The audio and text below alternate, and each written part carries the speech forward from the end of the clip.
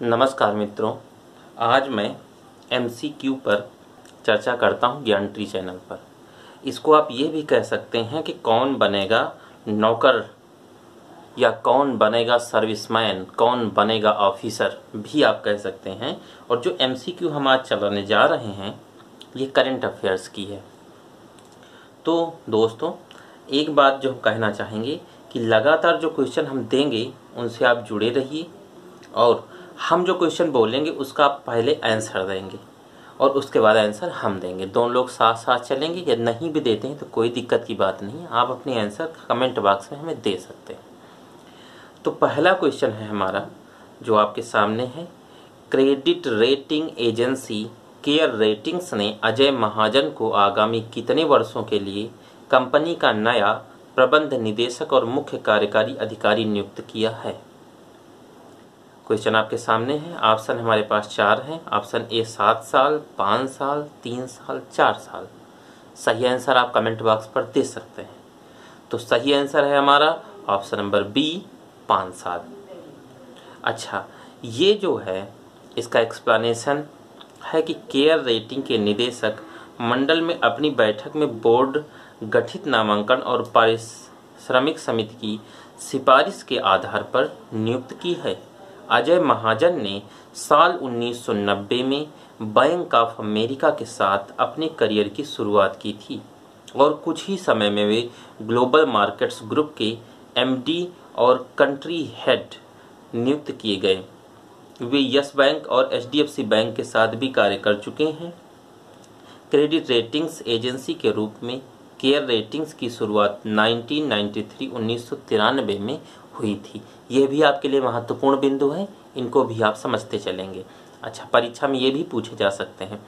Next question है हमारा कि हाल ही में किस शहर में स्थित inter university centre for astronomy and astrophysics के एक वैज्ञानिक युगल ने प्राइमोर्डियल ब्लैक होल का अध्ययन किया है जो ब्रह्मांड की गतिज ऊर्जा स्तरों में एक छोटे से टकराव के परिणाम स्वरूप पैदा हुए थे? 4 ऑप्शन है हमारे पास। Option A Pune, option B Jaipur, option C Patna और ऑप्शन डी लखनऊ। सही ऑप्शन कौन सा होगा कमेंट बॉक्स में बता सकते हैं। सही ऑप्शन है हमारा ए पुणे। इसका एक्सप्लेनेशन है कि RBI गवर्नर शक्तिकांत दास ने इसका जो एक्सप्लेनेशन है वो है primordial black hole hot big bang. Primordial black hole hot big bang चरण के दौरान निर्मित हुए थे। यह माना जाता है कि ये बड़े पैमाने पर तारों के पतन जो कि सामान्य ब्लैक होल को संदर्भित करते हैं उसके विपरीत विकिरणों के पतन के परिणाम स्वरूप बनते हैं।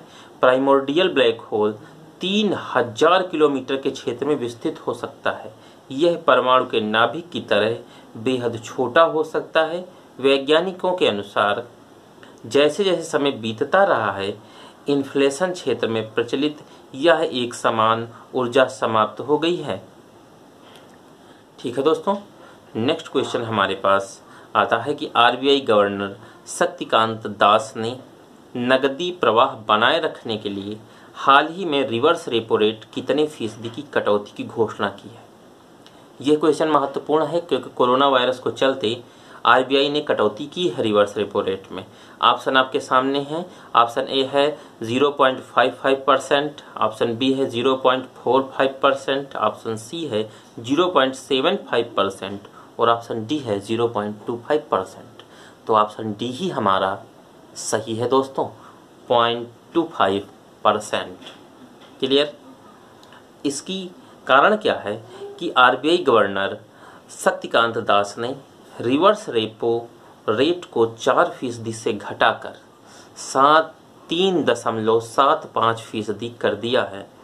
रेपो रेट को बरकरार रखा है। उन्होंने कहा है कि वैश्विक मंदी के अनुमान के बीच भारत की विकास दर अब भी पॉजिटिव रहने का अनुमान है। IMF के मुताबिक इंटरनेशनल मॉनेटरी फंड के अकॉर्डिंग यह 1.9% रहेगा, 1.9% रहेगा। RBI ने नाबार्ड सिडबी और नेशनल हाउसिंग बैंक को 50,000 करोड़ की मदद देने की घोषणा की है। गौरतलब है कि पिछले महीने आरबीआई ने 75 रेपो रेट 75 बेसिस पॉइंट घटाकर 4.4% किया था, जो इसका 15 साल का सबसे निम्नतम स्तर है। क्लियर दोस्तों।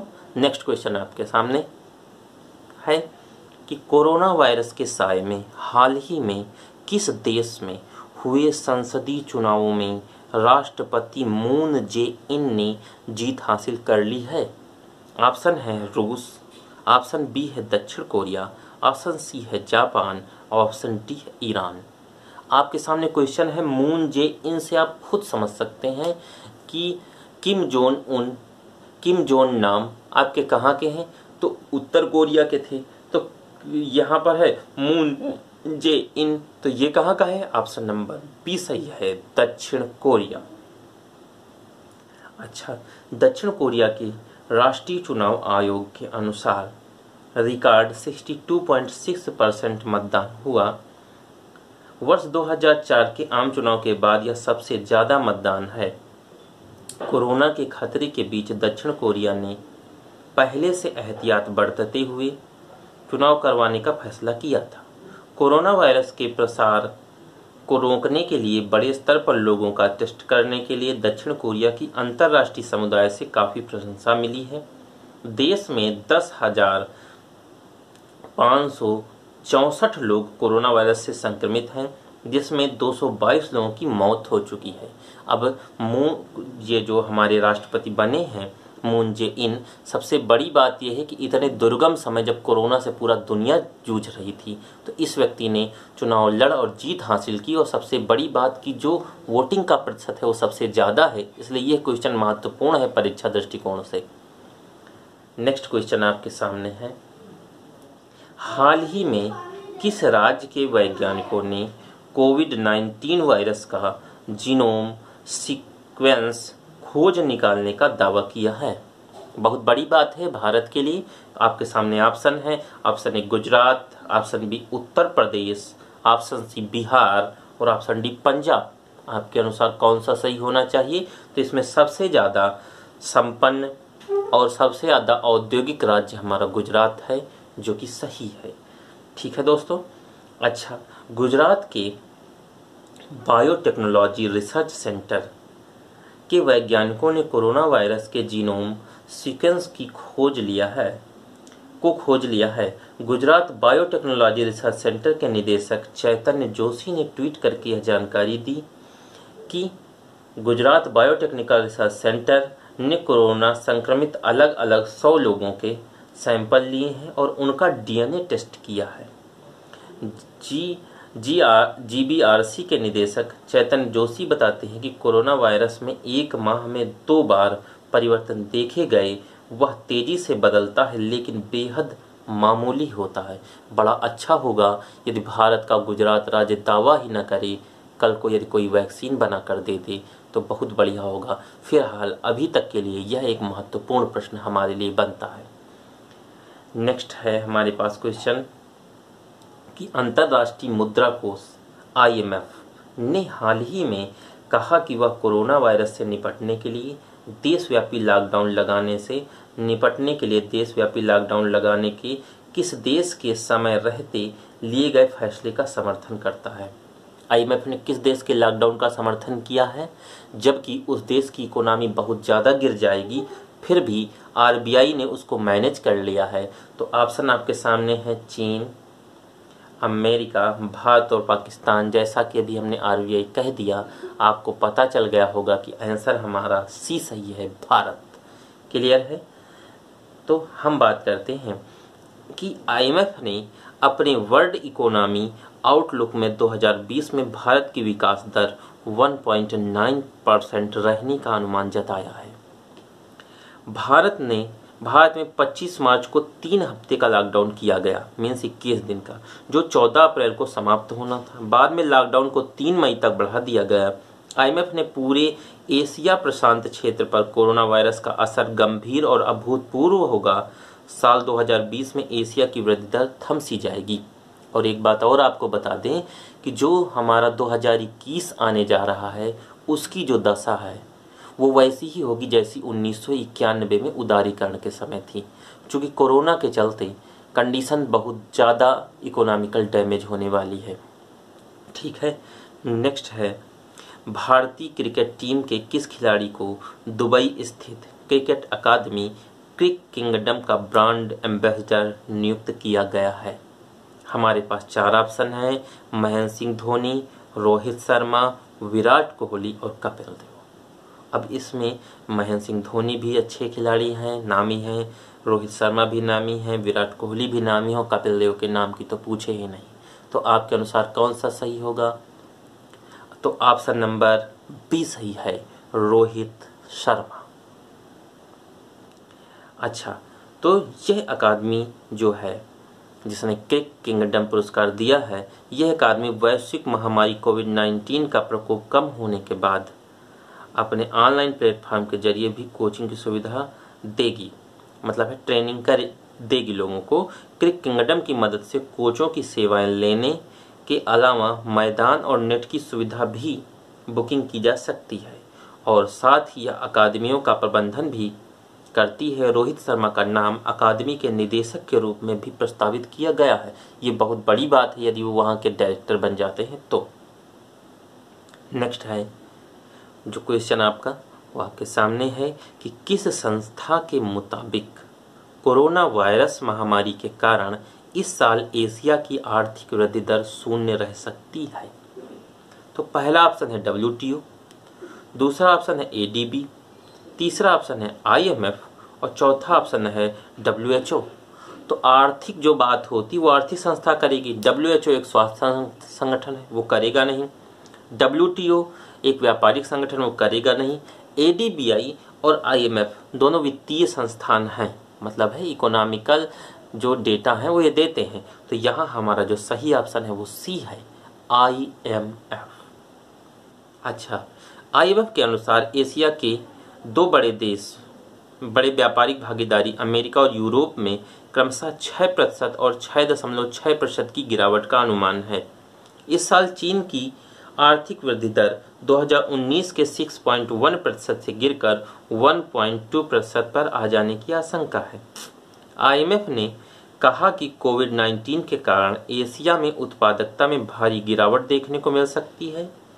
IMF ने दक्षिण कोरिया और ऑस्ट्रेलिया के लिए आर्थिक वृद्धि दर के अनुमान में क्रमशः 3.5% और 9% की कटौती की है। नेक्स्ट हमारे सामने क्वेश्चन है कि कृषि मंत्रालय ने अच्छे मानसून की उम्मीदों के बल पर फसल वर्ष 2020-21 में देश में खाद्यान्नों का कुल उत्पादन 63.5 लाख टन से बढ़ाकर कितने करोड़ करने का लक्ष्य रखा है? कितना बढ़ जाएगा, कितने करोड़ टन हो जाएगा? तो हमारे पास ऑप्शन है A, B, C और D। इसमें हम आपको डायरेक्ट आंसर बता देना चाहेंगे। ऑप्शन ए सही है, 29.83 करोड़ टन।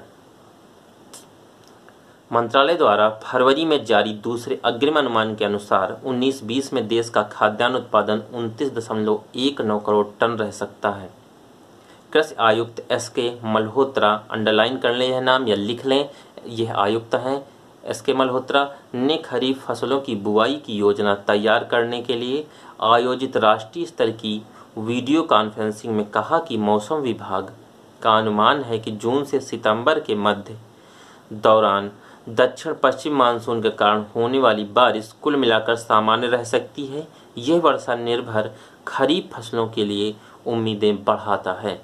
जो हमारी खरीफ की फसल हैं, धान आदि, ये बहुत अच्छे होंगे। नेक्स्ट क्वेश्चन है हमारे पास, विश्व हीमोफीलिया दिवस, वर्ल्ड हीमोफीलिया डे निम्न में से किस दिन मनाया जाता है? ऑप्शन है हमारे पास 10 फरवरी, 15 मार्च, 14 जनवरी और 17 अप्रैल। कौन सा सही होगा दोस्तों?